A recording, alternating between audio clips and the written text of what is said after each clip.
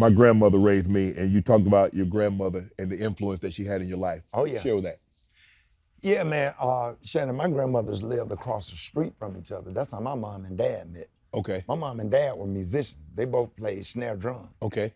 And they graduated high school and had me a year later. Okay. And I had my grandparents and my mom's mom and my dad's mom and dad or whatever. They was wonderful in my life. And I had grandparents on. Shannon, I have touched every last one of my great-grandparents. I met my grandmama, mom and dad. I met my granddad, mom and dad. I met my other grandmama, dad. And I met my other, my granddad's mom. Most of my great-grandparents I have touched and had relationship with. Wow. My grandmother, my great-grandmother was 106 years old when she died or whatever. And I had every last one of my grandparents. And they've been a blessing to my life. My grandfather, my dad died. My dad got killed when I was about 6, 7 years old. You came back from Vietnam, right? Yeah. And I mean think about that. You go to Vietnam and you survive that only to come back here, right, and lose your life. Lose your life. How much of that do you remember? Man, I can tell you more about my dad's funeral at 7 years old than I can tell you about my grandparents' funeral, my granddad, who just died 3 years ago. I can tell you where everybody sat, what everybody had on. I think that was 73 or 74, April the 11th, when my dad died. I'll never forget it. You know, that was something that, it's probably one of the only things that make me cry to this day as a 54-year-old man, because when I think about watching my grandparents sit over here on this front row crying like they cried that day, that tear me up to this day, or whatever. My grandparents had a chance to see me on BET. They had a chance to see me do some movie and TV stuff. They saw me on Def Jam. I made them proud. They gave me everything with nothing. You know what I'm saying? My granddad worked at the steel plant. My grandma worked at the airport or whatever. They taught me class. They taught me table manners, good home training, respect, good morning, good evening, yes ma'am, no ma'am, which ain't nothing wrong with. This generation try to say that yes ma'am and no ma'am, it sounds slavish and that's a problem. It's respect or whatever. True. And I just appreciate everything that they taught me, because now the discipline, now that I use with my granddad, well, I'm not gonna wake you up for school. No, we don't use alarm clocks in this house. Because if you go to bed with your job on your mind, you're gonna wake up. So take your ass to bed early. Then you won't miss the bus. Right. And now I don't use an alarm clock to get up and do radio, which the show starts at 5. That means you have to be up at 3:30. We'll go to bed. Right. 6:30, 7:30, I'm in the bed, lights off, TV off, sleep. At 6:30? You know, it start getting dark in the fall. Yeah. Shannon, I'd be just like this. You put your hands together, you put your hand right there, you cross your, Shannon, at 6:30. I don't care if I got company or whatever, somebody rolled through, it's gonna be early. I don't usually go to bed this early. Well, okay. You gonna go to bed tonight this early. You were shot. Oh yeah. What transpired? My beeper went off. Okay. Okay, this 95, my beeper went off.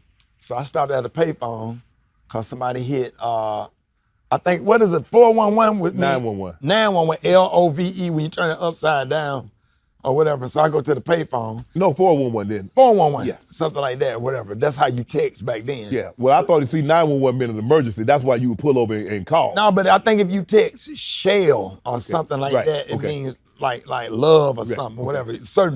Certain numbers they'll put in. If you turn the beeper upside down, it'll read something else. Okay. So I went to the payphone. And so they was robbing this other guy, my friend Johnny, that was at the payphone. And it was like, get up. He was like, I don't have nothing. It was like, boom. He said, now get up. They shot me. To make him get up. To let him know that they were serious. I'm not lying. You can laugh if you want to, because I'm talking about all the time. Whoa, I ain't got nothing to do with this. Bruh. Man, get up. Shannon, sawed off 12 gauge, point blank. He said, hold on, just a second. You should say, hey, hold on just a second. I get it up out of here. Nah, I ran. He's there. He didn't give me, I was about to run. If he'd have waited one more second, I was about to jet. Because if anything would happen, I would have got hit by a car. I almost got hit by a car running across the street after I got shot. Right. I still, Shannon, as a matter of fact, I still have them. See that right pellets, there in yeah. the elbow? Yeah. See those buckshots? Yeah. Sawed off 12 gauge, man. Like real talk. And So you laying in the hospital, what's going through your mind? well, I was in. How old were you at the time, if you don't mind me asking? I had to be about 21, Okay. 21, 22. I had already did Def Comedy Jam. Wow. I think, yeah. Or something on BET, the old kind of, where they were the Comcam. Yeah. Or something. So I'm in the hospital and I'm in ICU. I got all these tubes, the thing just boop, boop. And I look up at the TV and I see all these police cars chasing a white Bronco. I got shot that night. You got shot the same night that OJ was supposed to turn himself in. I got shot when they found Nicole Brown Simpson and Ron Goldman. Okay. I got shot that night. You got shot that night. So when I went to surgery, when I woke up, I saw police officers chasing a white Bronco. Wow. That's great. And I'm laying there in intensive care watching this, and I'm seeing the whole O.J. Simpson Thing play out, chase. Right. But yeah, I was in the hospital, man, for a couple of weeks, and that was crazy. It was scary. I could have died. Yes. I remember the guy, the ambulance said, "Hey man," I said, "Am I gonna be okay?" And he was holding my hand. I said, "Just hold my hand." And I'll never forget that man, that ambulance. He was like, "Rick, you gonna Did they catch the guy that shot you? Okay, that's a whole story. The guy that shot me got caught, went to prison did 25 years. They called me for a parole hearing. So I went in there with the attitude, nah, I want him to do the rest of his time. Yeah. He violated my life, and I got in there, I saw his mother sitting over there. And then, you can look and tell people, that people struggling. This lady probably been going to prison. Ever since he been in there, she been going. She been going. You feeling sorry for his mother. Then I started breaking down. Like, okay, hey, my life is good. God is good. Let me get this lady back, do what I can to get this lady son back to her. I can go on with my life and they can go on with their life. Right. And he eventually got out and he got killed, drag racing. He got killed 2 months after he got out of prison. Then I was taking my mom some black eyed peas. I had made some black eyed peas that I'm famous for. Taking my mom some black eyed peas. Coincidentally, somebody hit me on Facebook and told me that the guy had got killed and where the funeral was at. Coincidentally, I'm driving down Birmingham version of Peachtree. It's called First Avenue. Okay. So that's our main street that go through Birmingham. Okay. So I'm driving down through Birmingham and run across his funeral procession. Cause I saw them coming out of the funeral home. And I'm in a Jeep with the doors off. I'm right. Rubicon. Right. And that was more morbid than the night he shot me, Shannon. That scared me more than anything. The guy that shot you, almost took your life, is in this hearse passing by. That gave me chills. I didn't sleep for 2 months. Wow. Unfortunately, your daughter was in a situation where she was in a road rage incident and she got shot. Yeah. Where were you when you got the call and what's going through your mind? I was on the air. I was at the radio station. Okay. I was on the air. My daughter's mom hit me on the cell phone. Hey, call me emergency. And I was like, okay, let me do. All right, y'all, Rickey Smiley morning show, 15 after the hour. We're gonna be talking about blah, blah, blah. Then I look at it, and then the next text message said Aaron was shot.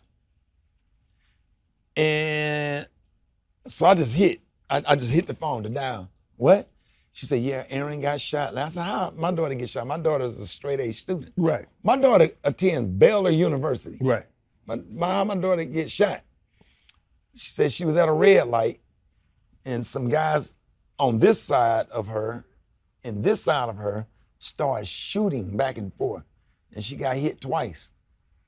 And so this in the beginning of COVID, Shannon. So I had to figure out a flight.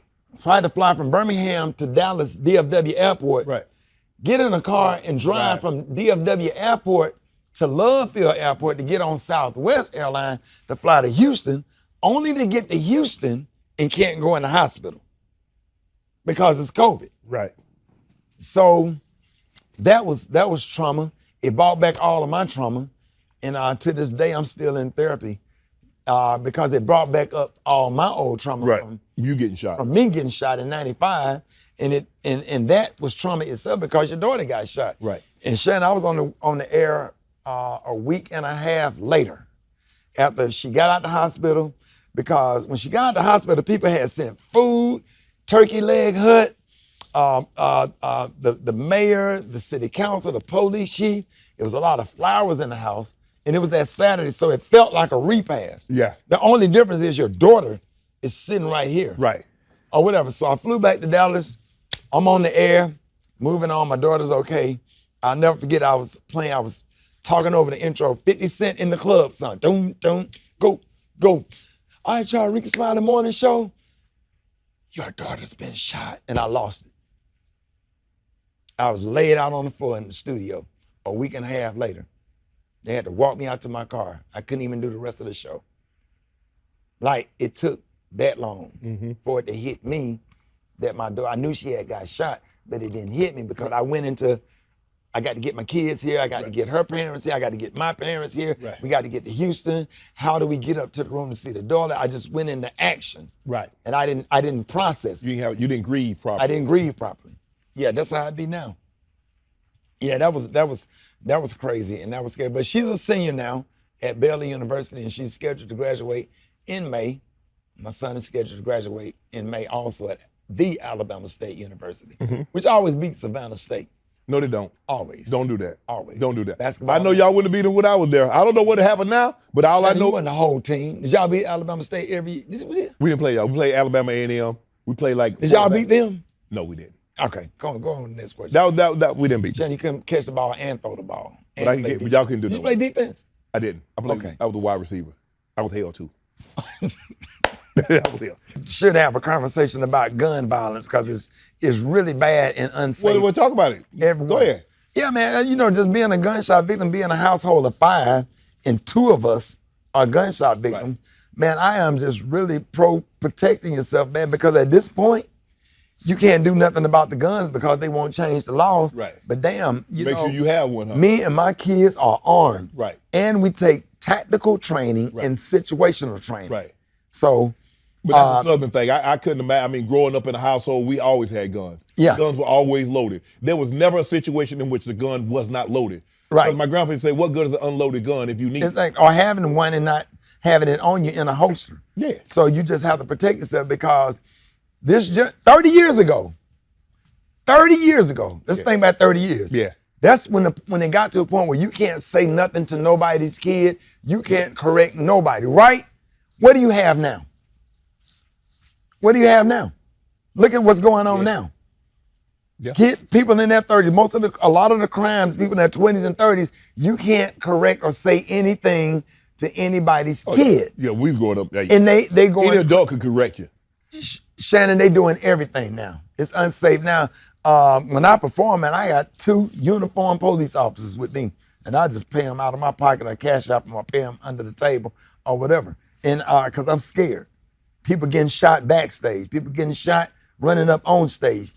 You get your money. They think you got money. Think you got paid for a comedy show in cash. Set up to rob you and all this kind of stuff. Man, it's dangerous. Right. It's seriously dangerous. So you have to move real careful now. So you think differently now than when you first got into the business? I assume that you are finna rob and shoot me coming out of a grocery store. You ought to see me paying the parking lot and looking around. I can recognize every face I saw in the grocery store and identify anybody that was in the grocery store in every car that's in the parking lot. And I know how to get to my car without you knowing that I'm going to that particular car. I move a certain way. Right. Because I'm a gunshot victim and I see what's going on. Because it's the details. Right. The details, a small detail is the difference between life and death. You just have to assume that somebody's going to do something to you. And people can say all they want to. You can't live in fear. The hell, you better live in fear because look at the time we're living in. You can't say that now. Right. So you'll be dead. You know what I'm saying? So we just got to figure out how to protect ourselves because you can't do nothing about the gun laws. Right. We just hope and pray that people in the community stop killing each other. Right. Or whatever. But until then, you have to do what you have to do to protect you and your family. Right. Because I don't want my grandson burying me, have me up in a casket, my grandson sitting on the front row crying like I did my dad. It's not fair to him. Right. For some damn 23 to 33-year-old that didn't have no manners and home training and grew up entitled and feel like he could kill somebody because They got something, he ain't got nothing. Right. There you go. You know what to do. Hit the subscribe button and become an official member of Club Shay Shay, where we do something before two something.